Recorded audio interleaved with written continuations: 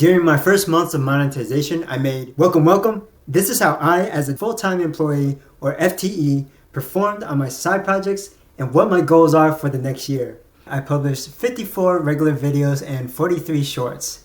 That looks like one regular video per week, but that definitely wasn't the case. You can see that I only published one video in June and ramped up the number of videos I published in the last quarter, even when I stopped publishing shorts in October. Everyone talks about subscribers, so let's take a look at the number of subscribers over the year. The rate at which viewers subscribed to my channel grew up until August.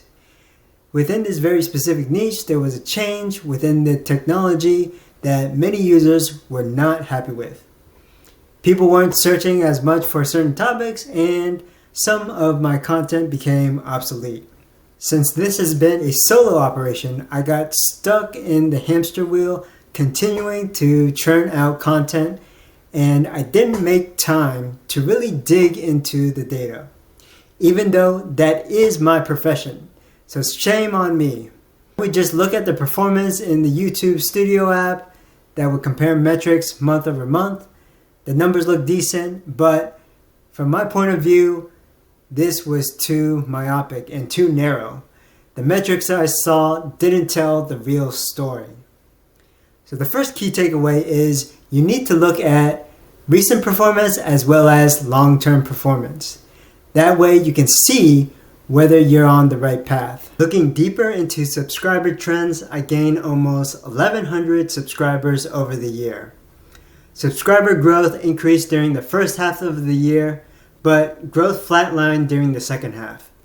I continued to gain subscribers, but the rate of growth, except for December's, looks non-existent, even though views continue to increase.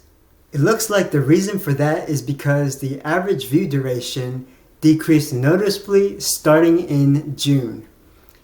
That means even though I could attract more viewers with my title and thumbnail, they didn't watch the videos as long as before. The content wasn't providing as much value.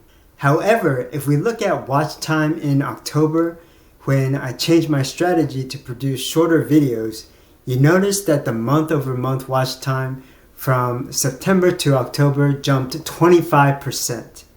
The shorter videos were able to attract many more viewers. Even though the average view duration was still lower compared to the first half of the year, the average percent of video viewed increased 43%, from 17.1% in June to 24% in the last quarter. Again, because the videos were shorter and to the point. This contributed to the 21% month-over-month growth in views in October, and the month-over-month subscriber growth in December was due to my top-performing long-form video, which is a comprehensive tutorial over an hour long. Now, after I achieved monetization, I realized that views and the amount of time viewers watch my videos were most important to ad revenue. You need views that come from thumbnail and title click-through rate paired with view duration, because average view duration is one of the key factors the YouTube algorithm takes into account when determining whether to recommend your video. Here are the number of views and amount of watch time or hours from the past year. We see that there was a good relationship between the number of views and the amount of watch time. Actually, there was a noticeable increase for both metrics when I achieved monetization. However, in July, while views increased, the growth of view duration slowed down. I tried producing less videos with higher quality content. However, those videos didn't resonate as well with my audience, coupled with the fact that viewers shied away from obsolete content. In October, when I published more content, I changed my strategy to shorter videos under 3 minutes that were to the point. Remember, these are two different axes here. So after the dip in watch time in September, watch time shot back up in October. November and December saw lower numbers because of the holiday season, so I'm not alarmed because that seasonality is expected. Here's the second big lesson I learned. As far as video length goes, you can make two kinds of videos. Of course, there are a number of factors to take into account for each kind of video. You can make longer videos that may not receive as many views, but has longer view duration and more ads. Or you can make shorter videos with less ads, but more views. With the longer videos, you need to keep the attention of the viewer to increase view duration, which is one of the ranking factors for the YouTube algorithm to recommend your video. No matter if you create longer videos or short videos, you need to provide value. It's not just about quantity and pumping out videos for the sake of quantity. This is something I could have improved on before my first 1,000 subscribers. If you provide value throughout your video, your view duration will increase, which along with a healthy thumbnail click-through rate will encourage the YouTube algorithm to recommend your video to more viewers, which in turn will bring in more revenue opportunities, not just from ads. I've seen this with other YouTubers as well. You've probably seen many successful YouTubers publish long videos, but there are also successful YouTubers with short videos, 2 to 3 minutes long. The prime example I've seen is Ray William Johnson, who produces short, highly engaging videos that pique viewers' interest. Whichever route you take, you need a good click-through rate with a good % of video viewed.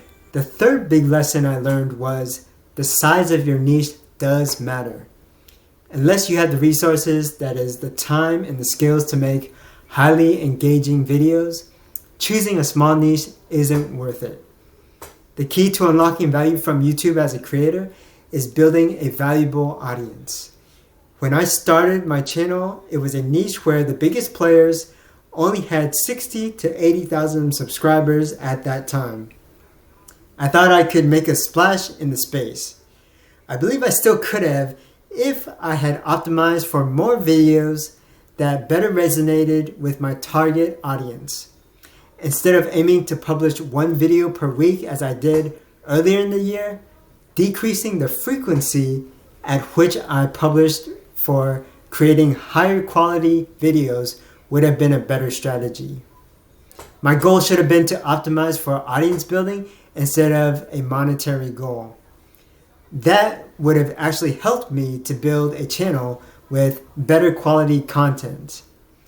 There are only so many hours in a day, especially if you're an FTE, where a good part of your day is dedicated to something else. Of course, we all have the desire for quick microwave growth, but realize that taking the time to do things right in the beginning will make things easier down the road. I'm still glad I moved and learned this strategic approach. So the tools that I would recommend you use for research are 1. Google Trends, which is a free tool where you can search for topics that you're interested in covering for your channel and see how the searches for that topic are trending over time. You can also add additional topics and compare trends for different niches. Another research tool specific to YouTube is vidIQ. This tool gives you data on what users are searching for on YouTube. It provides you with keyword data such as monthly searches, competition, related keywords, matching terms, and related questions. It provides you with trending videos for keywords and data on competitors. I use both of these tools all the time when I'm preparing to create videos. You can find a link for vidIQ in the top right corner or in the description. All in all, these tools and processes helped me make $565.31 from this channel over the past year. This is off to a decent start. Remember, building things that last takes time. Looking at the key metrics that I mentioned earlier in the video, you can see there's a relationship between views and revenue and average % of video viewed and revenue. The views trended upward over the year, but in July the revenue decreased, and when I changed my strategy in October, both the views and the revenue jumped. Here's the trend of the average percent viewed and the relationship with revenue from earlier in the video, when we saw revenue jump 31% in October. Let's take a look at e-commerce sales for a few digital products, including dashboards. I didn't promote this too much. I only had less than a handful of videos that explicitly mentioned these products. In many videos, I didn't even mention them and only included links in the description or at the end of the video. There were 2 videos I published where the content aligned with the product and where I actually promoted one of the products. The conversion rate, not the click-through rate, but the overall conversion rate for those 2 videos was less than 1%. However, those videos do generate some ad revenue, and now that I've created the e-commerce funnel for that product, I'm happy if viewers convert to purchase without me doing any extra work. As you can see in this dashboard, most of the sales occurred during the summer months. It was pretty cool to launch and sell my own e-commerce products. Seeing notifications for sales that come in is a great feeling. As an FTE, I didn't meet my huge goal for my side projects during the past year, but I did accomplish some good things. Failure is okay as long as you're moving forward, trying things, experimenting, and learning from your experiences. With that in mind, here are my goals for the next year. I'll also give you a couple takeaways you can use as we go through this, starting with creating a productivity system for yourself. This will help you organize your responsibilities in the midst of all the chaos that is life. It'll save you from losing scattered thoughts and unnecessary stress. I use this tool to better visualize and track my goals. I've used Jira for quite a while and still use it, but it doesn't have a good way to visualize progress for my goals. I know Notion has been a big thing for a while, but I haven't had a great experience with it, even with some of the templates available. Each of these project trackers, these work/project management tools and planners have their strengths and areas to improve on, but a lot of these project management planning tracker tools have taken or are shifting to a B2B or business-to-business focus. But this is the project management tool I'm using for my productivity system. I have a Google Doc laying out my plan and strategy to accomplish my goals for the year. It's a 17-page document that includes a lot of details I've gathered over the past year or so. This document has a nice structure, but I also want something visual that includes a dashboard so I can easily keep track of my progress. This allows you to create a nice dashboard so you can quickly see the progress of your goals along with the statuses of your projects that contribute to the accomplishment of those goals. These aren't my exact goals, but as examples for this video, I do have similar goals as far as revenue from my side projects and creating streams of income. You can follow along to lay out your own goals or watch this video through and go back to follow the steps.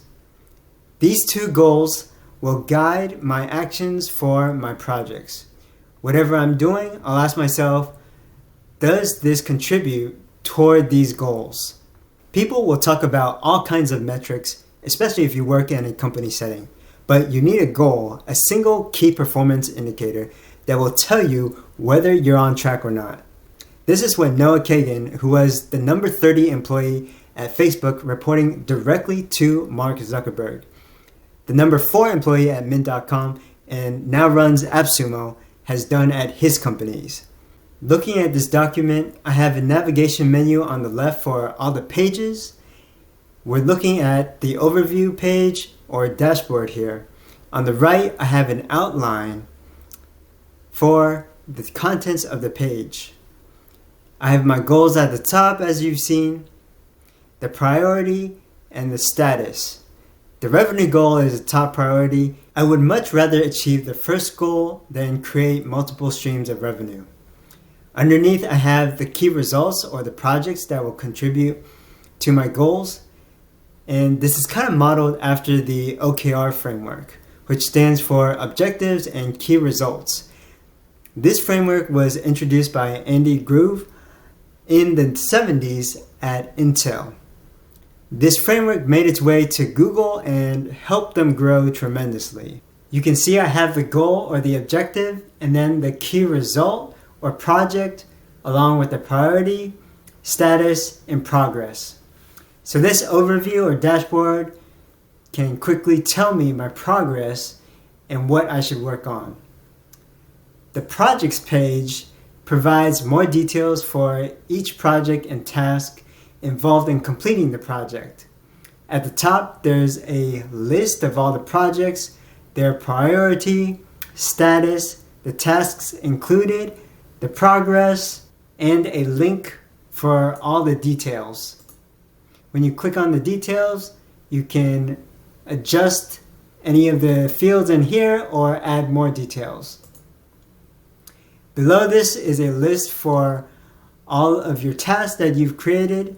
It has the task, the due date, task priority, status, the projects associated with the task, progress, a link to the detailed notes, and a hidden field for start date. If you click on the detailed notes, you can see that hidden field.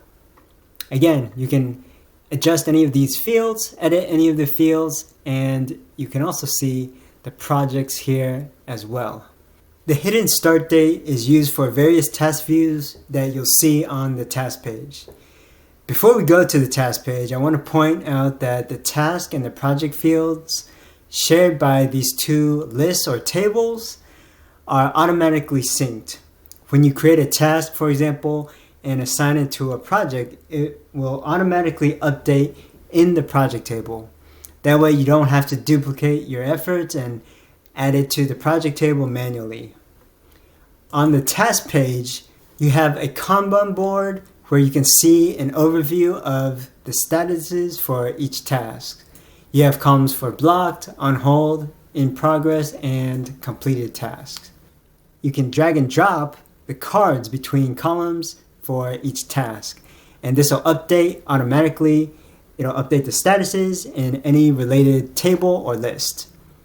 There's a weekly view to show what tasks you scheduled for completion in the current week. There's a list for a monthly view to see what tasks you scheduled for completion in the current month. Then there's a calendar view at the bottom. I'm going to try out this goal tracker and project management tool in Coda this year. If you want to try it, there's a link in the description for it. Let me know what you think of this setup to keep track of my goals for the year. And if you haven't done so already, note your goals for the year.